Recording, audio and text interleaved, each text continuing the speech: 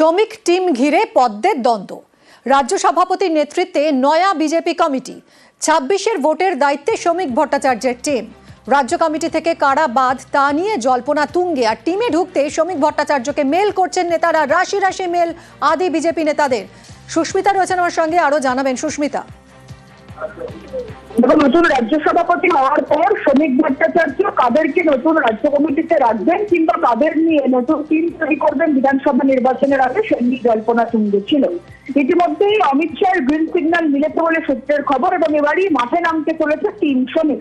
আদিদের গুরুত্ব দেওয়া হচ্ছে না, আদিদের গুরুত্ব দিয়ে এই নতুন করে ঘূর্ণরকে বদলে ফেলতে চাইছেন শ্রমিক ভট্টাচার্য। সেই ইঙ্গিত আগেই মিলেছে এবং সেই ইঙ্গিত অনুসারেই এবার আগস্টের মধ্যেই নতুন টিম মাঠে নামতে চলেছে। আর সেই টিমে ঢোকার জন্য ইতিমধ্যেই ভুড়ি ভুড়ি মেল আসতে শুরু করেছে শ্রমিক ভট্টাচার্যের কাছে।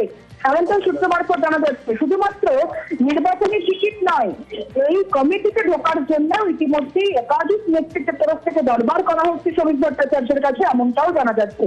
সূত্রের এও খবর যে বিজেপির যে সমস্ত কমিটি রয়েছে, মোর্চা কমিটি রয়েছে, সেগুলিকেও বদল আসতে চলেছে।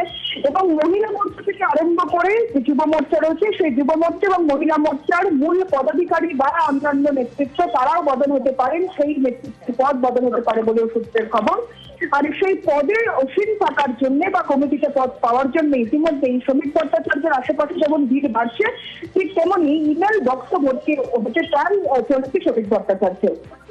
ধন্যবাদ সুস্মিতা।